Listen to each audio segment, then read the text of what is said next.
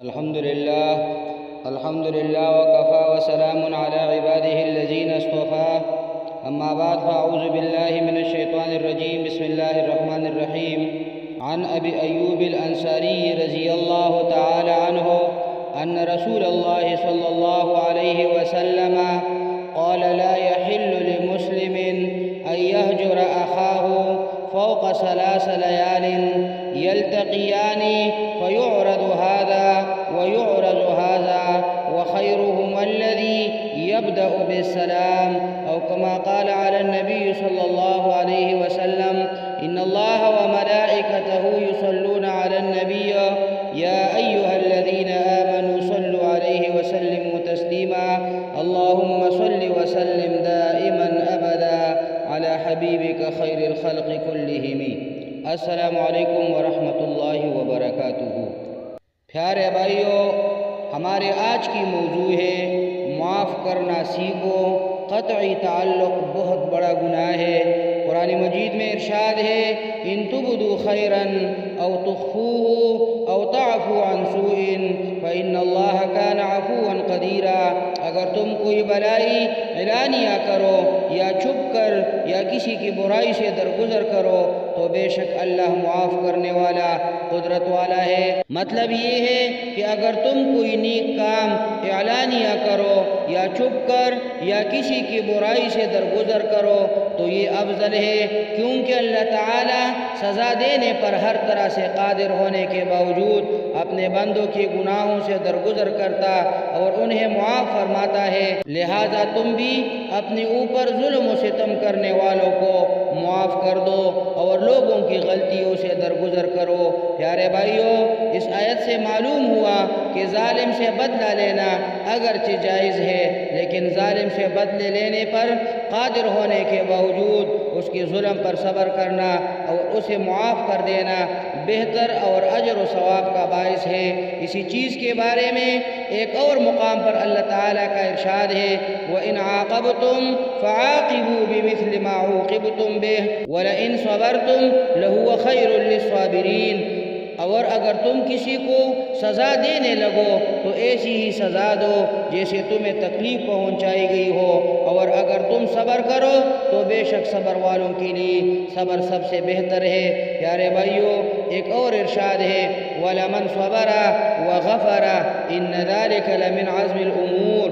اور بے شک جس نے صبر کیا اور معاف کر دیا تو یہ ضرور ہمت والے کاموں میں سے ہے. اور ایک اور ارشاد میں ہے: وَجَزَاءُ سَيِّئَةٍ سَيِّئَةٌ مِثْلُهَا فَمَنْ عَفَا وَأَصْلَحَ فَأَجْرُهُ عَلَى اللَّهِ إِنَّهُ لَا يُحِبُّ الظَّالِمِينَ.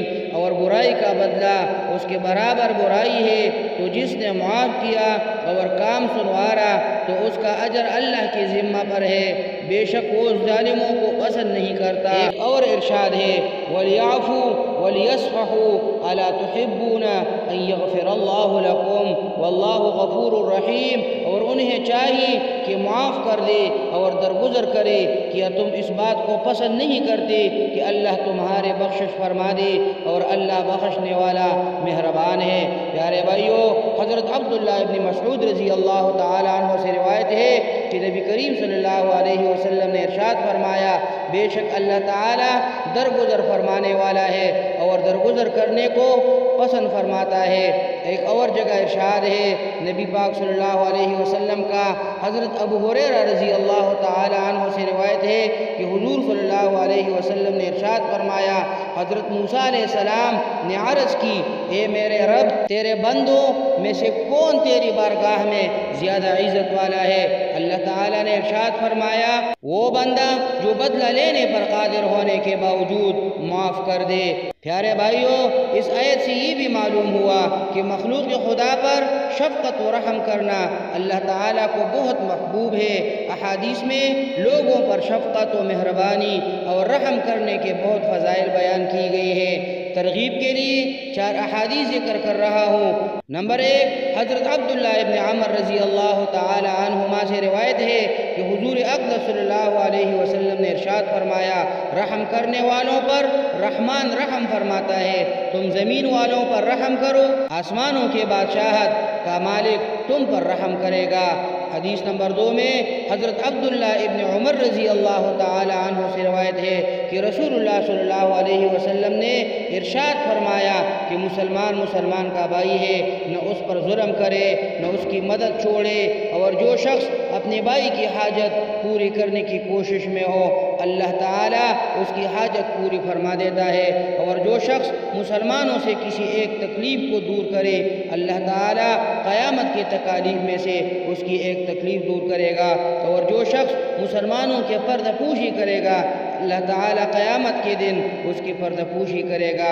پیارے بھائیو، حدیث نمبر 3 میں حضرت عبداللہ ابن عباس رضی اللہ تعالی عنہما سے مروی ہے کہ نبی اکرم صلی اللہ علیہ وسلم نے ارشاد فرمایا، وہ ہم میں سے نہیں جو ہمارے چھوٹوں پر رحم نہ کرے اور ہمارے بڑے کی توقیر نہ کرے اور اچھی بات کا حکم نہ دے اور بری بات سے منع نہ کرے۔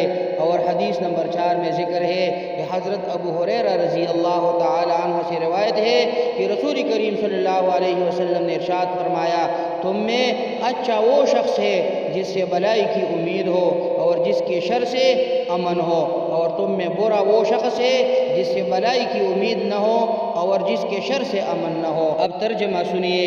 حضرت سیدنا ابو ایوب انصاری رضی اللہ تعالی عنہ سے روایت ہے کہ رسول اللہ صلی اللہ علیہ وسلم نے فرمایا، کسی مسلمان کے لیے جائز نہیں ہے کہ وہ اپنے بھائی سے 3 راتوں سے زیادہ قطع تعلق کرے، دونوں آپس میں ملے تو یہ اس سے منہ موڑے اور وہ اس سے منہ موڑے، اور ان دونوں میں سے بہتر وہ آدمی ہے کہ جو سلام کرنے میں ابتدا کرے۔ اقول قولی ھذا استغفر اللہ لی ولکم ولسائر